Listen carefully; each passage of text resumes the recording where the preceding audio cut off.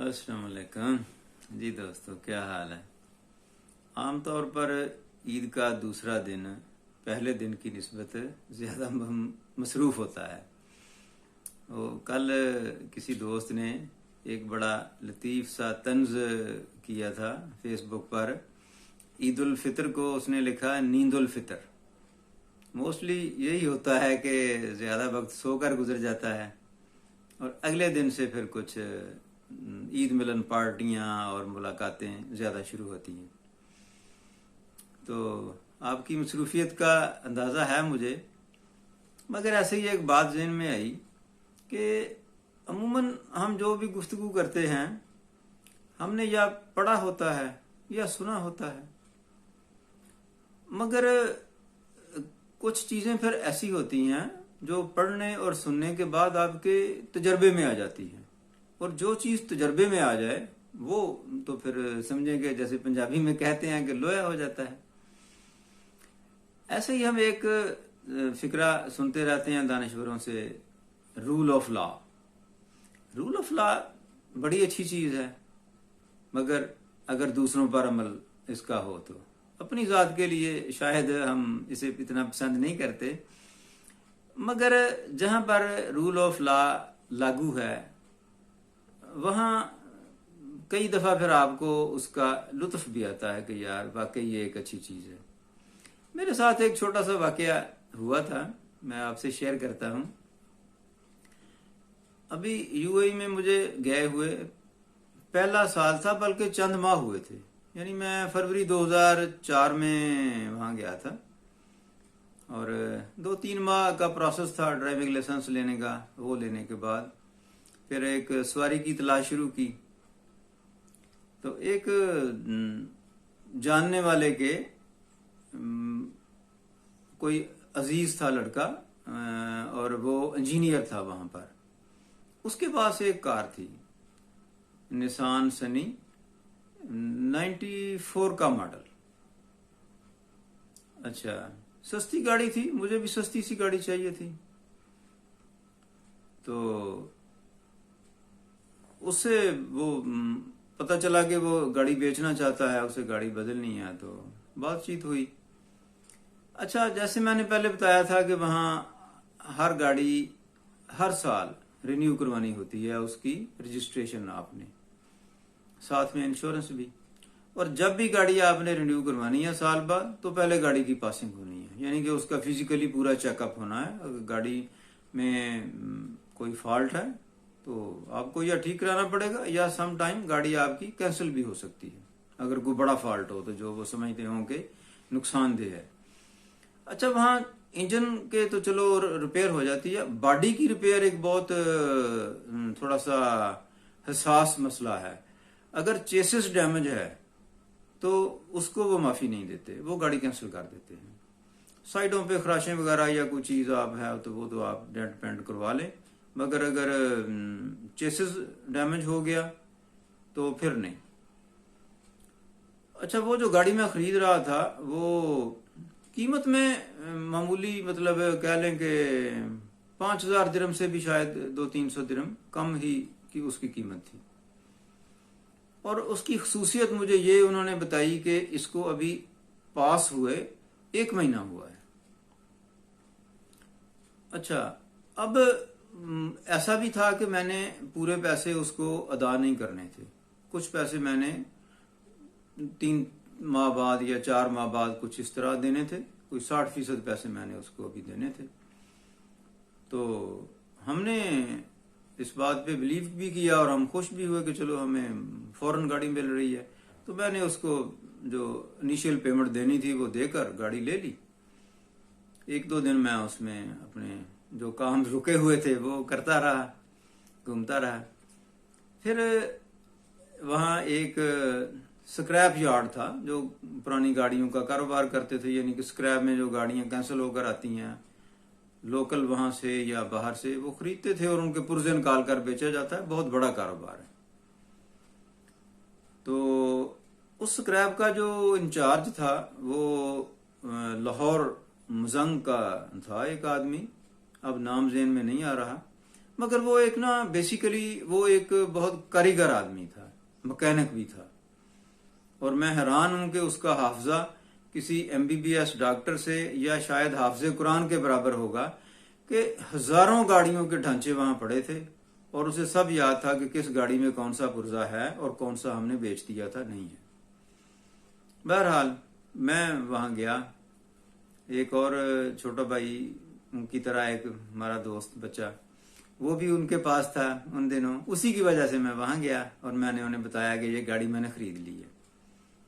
उसने कहा ठीक है। अब मैकेनिक की एक अपनी नफ्सियात होती हैं, वो फौरन उठा और उसने गाड़ी का एक चक्कर लगाया, बोनट खोल कर देखा, फिर उसने डग्गी भी खोल कर देखी और उसने मुझे कहा कि इस गाड़ी की जो डिग्गी है वो रिपेयर है और ये गाड़ी पास नहीं हो सकती। मैंने कहा यार देखो ये तो 1.5 महीना पहले गाड़ी पास हुई है। उसने कहा वो मेरा इशू नहीं है, मैंने आपको ये बता दिया, अगले साल जब आपने पासिंग पे जाना है इस गाड़ी ने पास नहीं होना, ये स्क्रैप हो जानी है और 400-500 में हमारे पास आ जानी है। मैं परेशान हो गया। अच्छा, अब मैंने सोचा कि इसकी बात को टेस्ट किया जाए। तो एक तो वो बड़े जो पासिंग सेंटर हैं जहां पे मुल्किया बनता है, अच्छा शारजा में कुछ ऐसे भी थे जहां पे आप प्राइवेट तौर पर भी गाड़ी चेक करवा सकते थे। मैं उनके पास गया, मामूली उनकी फीस थी, शायद 20 दिरहम उन्होंने मुझसे लिए। गाड़ी उन्होंने चेक करके सेम बात बताई, उन्होंने कहा ये इस गाड़ी की जो डिग्गी है वो रिपेयर्ड हुई है और इसने पास नहीं होना। फिर मैंने उन दोस्तों से बात की जिनके जरिए मैंने वो गाड़ी खरीदी थी। वहां फिर वही बात, उस बंदे को बुलाया गया, वो इंजीनियर साहब को, वो बड़े सीख पा हुए। उन्होंने कहा जी आप कैसी बात कर रहे हैं, महीना पहले गाड़ी पास हुई है। अच्छा, अब या तो ये था कि गाड़ी पास होने के बाद गाड़ी का एक्सीडेंट हो गया, पीछे से किसी गाड़ी ने उसको हिट कर दिया होगा। उसने उसको फौरी तौर पर रिपेयर करवाया और सोचा कि मैं अपनी जान छुड़ा लूं। वो जो हमारा एक पाकिस्तानी ज़हन होता है कि अपनी बला अपने गले से उतारो, किसी और के गले में टांग दो, अपनी जान छूटे। अब मैं इस बात से खौफजदा था कि मैं इसको पैसे पूरे दे दूंगा और साल बाद मैं फंस जाऊंगा, तो क्या किया जाए। जो लोग वहां देर से रह रहे थे उन्होंने मुझे मेरा मसला सुनकर बताया कि फिक्र की बात ही कोई नहीं है, क्योंकि यहाँ कानून है कि आप गाड़ी खरीद लें, अगर गाड़ी के चेसिस में कोई प्रॉब्लम निकल आया आप गाड़ी वापस करने के हकदार हैं, आपको सारे पैसे वापस मिलेंगे। कोई मैकेनिकल प्रॉब्लम हुआ तो उसकी रिस्पॉन्सिबिलिटी नहीं है, वो आपने खरीदते वक्त चेक करना है। मुझे बड़ी तसल्ली हुई। मैं दोबारा मैंने मतलब वो मीटिंग कॉल की और उसमें मैंने उस बंदे से कहा कि दोस्त अच्छी बात है, हम आपस में बैठे हैं, हमारा इलाका भी ऑलमोस्ट सेम है, आपसे अजीजदारी भी है हमारे दोस्तों की, आप अपनी गाड़ी वापस ले लो। मैं तो अभी नया नया आया हूं, मैं ये झटका बर्दाश्त नहीं कर सकूंगा। अदरवाइज मेरे पास एक ही रास्ता है कि मैं पुलिस स्टेशन चला जाता हूं, मैं जाकर अपनी बात उनको बता देता हूं, फिर आप उनको जवाब दे लेना, अगर मुझे तो पता चला कि यहाँ ये कानून है।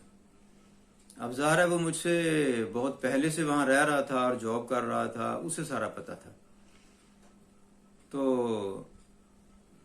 वो मजबूर हो गया, उसने कहा कि चलो ठीक है। बादल नखास्ता उसने हमें कहा कि आप 3-4 दिन का टाइम लिया कि मैं आपके पैसे अरेंज कर लूं जो मैंने लिए थे, तो मैं गाड़ी वापस ले लूंगा।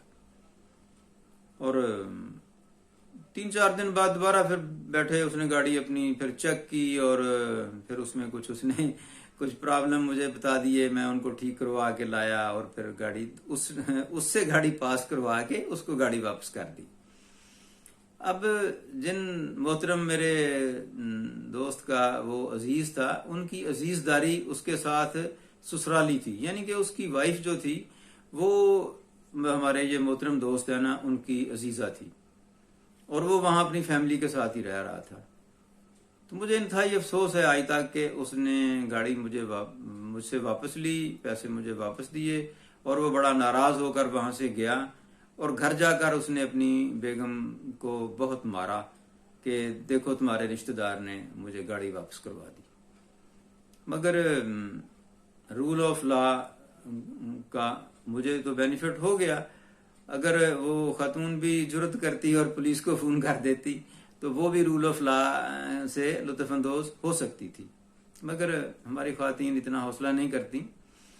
अब यही देख लें कि यहाँ प्लाजे बनने शुरू हो जाते हैं, लोग बुकिंग करवा लेते हैं, साल 10-10 साल। फैसलाबाद में ऐसे प्लाजे खड़े हैं जो 20-20 साल से स्ट्रक्चर खड़ा है, कंप्लीट नहीं हुए।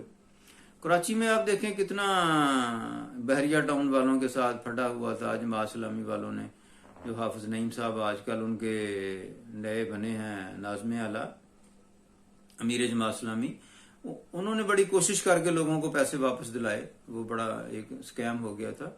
ये बात हमने वहां देखी कि आप किसी भी प्रोजेक्ट में अपना फ्लैट बुक करवा लेते हैं, प्रोजेक्ट अभी बनना भी शुरू नहीं हुआ मगर आपको उसकी एक डिलीवरी डेट मिल जाएगी और उस तारीख पर आपको चाबी मिल जानी है। अच्छा, हो सकता है कभी कोई बिल्डिंग लेट भी हो जाए, उसका भी उन्होंने हल रखा हुआ है। अगर आपका फ्लैट आज आपको चाबी मिलनी है और आपको वो 4 माह के बाद चाबी मिली है, तो वो आपको जितना वहां पर उस एरिया का एक फ्लैट का रेंट है उसके हिसाब से वो जो कॉन्ट्रैक्टर है वो हर फ्लैट वाले को महीने के रेंट के हिसाब से पैसे देगा। आप मतलब लेट हो गए हैं, आपको उसकी कोई बॉदरेशन हो सकती है मगर आपको फाइनेंशियल लॉस नहीं होगा। आप समझे आपका फ्लैट बन गया और किराए पर चढ़ गया, ठेकेदार की सकत है वो 4 माह लेट करे, 5 माह लेट करे, उसने उतना किराया देना है आपको। और अब यहाँ चूंकि हमें कभी रूल ऑफ लॉ का तजर्बा नहीं हुआ तो इसलिए हम महरूम हैं। अल्लाह करे कि हम भी किसी दुरुस्त सिमत में यहाँ पर चल पड़े ताकि हमारे बच्चे कुछ आसान जिंदगी गुजार सके। दुआ में याद रखिएगा। बहुत शुक्रिया।